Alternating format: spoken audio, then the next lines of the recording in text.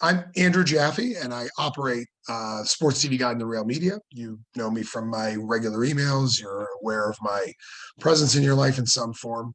And we're here today to talk about actually an experience that I had. So if you're not familiar with this program, the Employee Retention Credit for restaurants, we wanted to talk about it because we had a really just an incredible experience with it. So Justin, if you could advance me.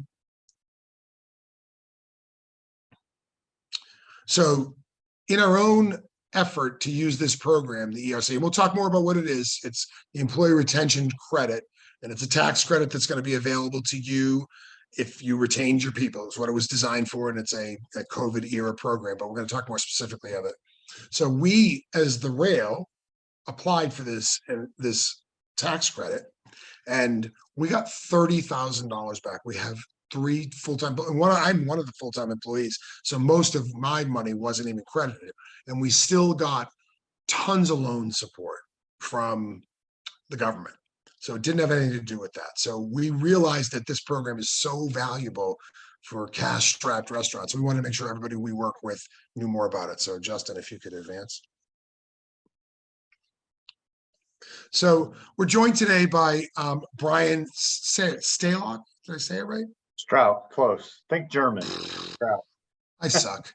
Anyway, my best effort gone wasted. So we're joined by Brian from El Dorado.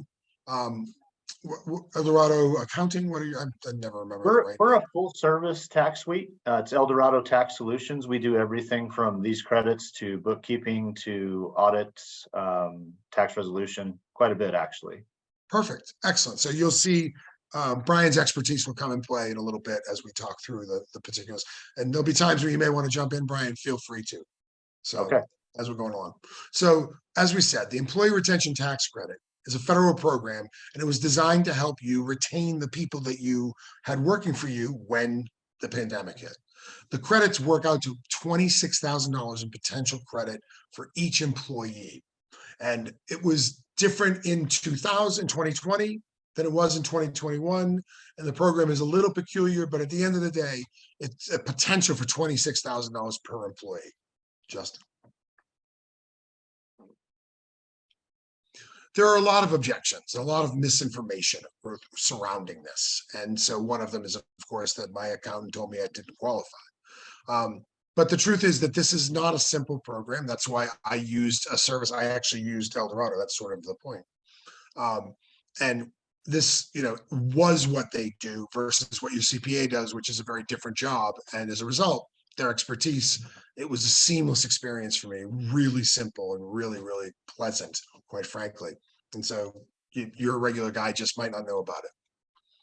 I got PPP loans for our company, 2 of them, and you still get money back. It's a formula. Again, we can answer questions about that. That's where Brian will come in.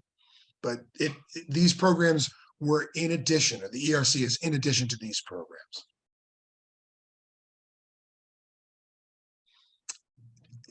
You can hold those losses. So it's, this is just your money. You get it. And there's no reason for you to believe that because you had lost money that you're not eligible for this, or that it doesn't matter, because you're just walking away from money on the table there to be taken with no additional consequence. And this is really what I felt like when I was first exposed to it. And then I had a conversation with Brian and became aware and understood how simple it is and how obvious it is. And if you haven't done it yet, there's just no reason not to get it done. It's free money. It's really, is that an unfair way to describe it, Brian? It's free money. It is, yeah, it is free money. That's the best way to describe it. And it does sound too good to be true, but like you experienced yourself, especially in the restaurant industry, there's generally some funding there for most restaurants. Well, there you go. And this brings up the next frame, which is the average that El Dorado has seen for restaurant operators is $146,000. I don't know about you, but I could use an extra 146 grand. I mean, and if it's just sitting there waiting for you to take it, well, let's see if we can't move forward for you on that. So these are the qualifications. I'm going to ask you to briefly, Brian, kind of talk through some of this Sure. so that, we can give them a sense for what it means. Sure. So we start with sales reduction. The first and easiest way to qualify for this credit is a drop in revenue in gross receipts, or what they call the gross receipts test. What they do is they compare 2019, 2020, and 21 by quarter by quarter. And what they're looking for is a drop in revenue of 50% or more in 2020 versus 2019 in any quarter, or a drop of revenue in by 20% or more in 2021 versus 2019. This is the easiest way and most concrete way to qualify for this credit. Caveat to that is the restaurant industry in many areas, the gross receipts test does not necessarily apply because of social distancing, supply chain issues, partial for full shutdowns. But the gist of it is you're looking for those big declines in revenue. Some restaurants had it, some restaurants didn't.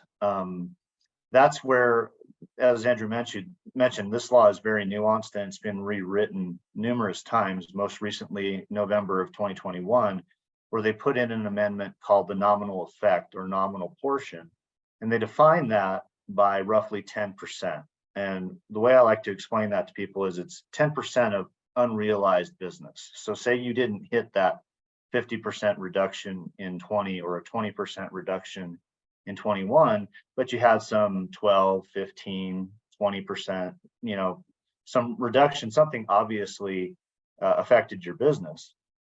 And with restaurants in particular, takeout only, delivery, the social distancing inside the restaurants, all those apply to that nominal effect amendment that they put in there. So with restaurants, anything over 10% in any quarter decrease in revenue can get you there. And what we do as a company is we look at mandates in specific areas. So say if we're talking about like Miami-Dade County is a great example.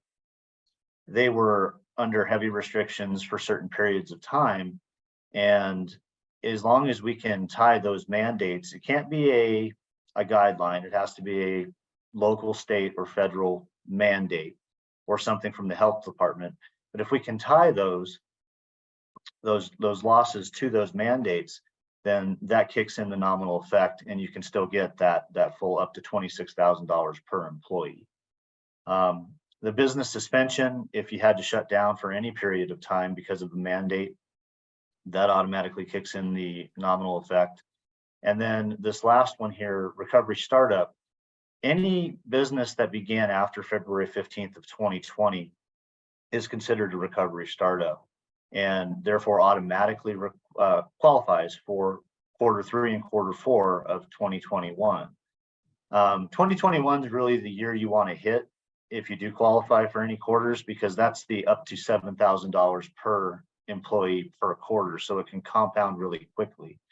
The only other caveat to a recovery startup is you had to have the annual average gross receipts be under 1 million. And for most recovery, or I should say for most startup businesses, especially through COVID, we've only had a couple that did more than 1 million and weren't able to use that recovery startup amendment as well. So there are numerous ways to qualify for it. These are the three easiest ways. Supply chain issues also come into play, especially with restaurants couldn't get, say, your taco shop and you couldn't get tortillas.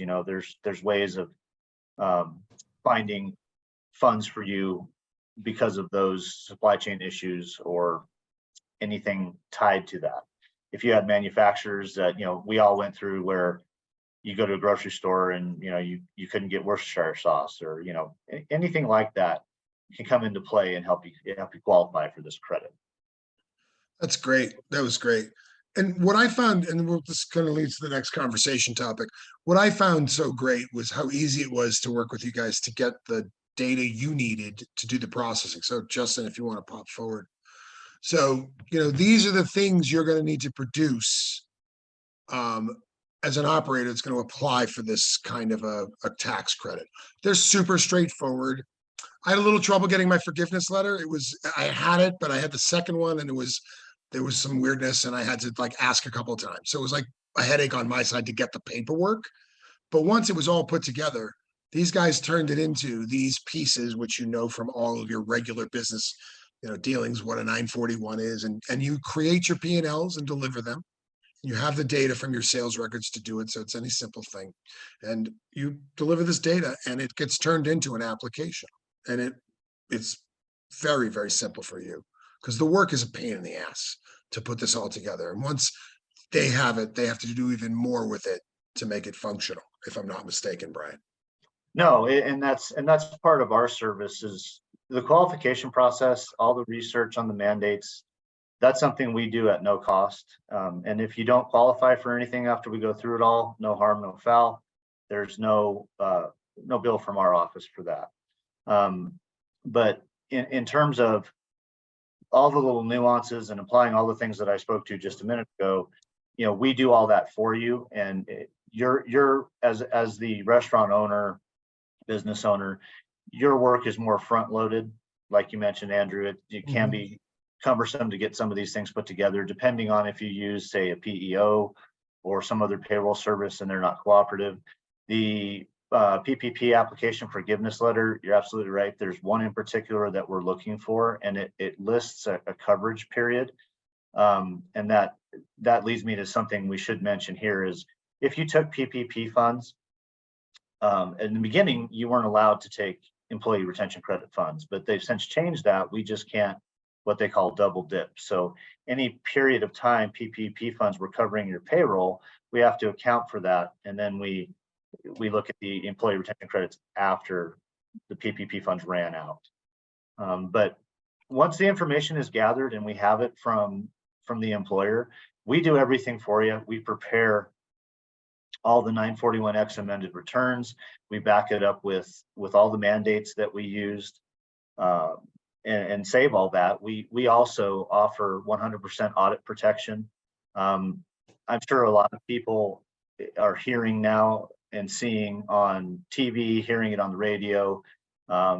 There's a lot of pop-up companies out there that we call them ERC mills or just pop-ups that are jumping on the bandwagon, and they're being very aggressive, and they're filing for these credits for businesses in quarters that they do not qualify for. And a lot of these companies will be gone once the time comes. If the IRS decides to audit any of these, that company is probably not going to be around to help you. Like I mentioned in the beginning, we are a full service tax suite. This is only a portion of what we do, and audit protection is absolutely one of the things that comes with our service. You want to make sure that when you do this, you do it right. You don't want to get into the gray areas and then have them coming back at you saying, sorry, but whoever filed this for you did it wrong, and now you owe us the money plus penalties and fees. Well, I think you've done a fabulous job of describing why I engaged your company, because for me, I didn't want to have anything to do with exactly what you just described. Yeah. So that was an easy choice for me. And you can see from here that this is, a qualified group, and we're really happy to be working with them and introducing them to our audience, because I just know enough of my clients have money sitting on the table, and I hate to see it go to waste. So I don't know if either of you have questions, and if you do, you can either type it into the chat or you can unmute yourself. You might, Scott, be able to speak if you did that, or Mark, or 281, whoever you are. So if you have a question, you can also type it into the chat. All right, Mark says, I am looking at buying a restaurant who has not filed the ERTC. Is it possible to file after I purchase the restaurant, and what are the tax consequences?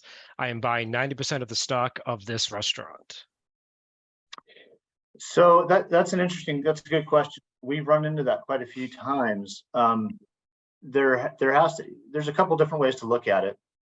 If the EIN number changes, then you can look at that as a recovery startup.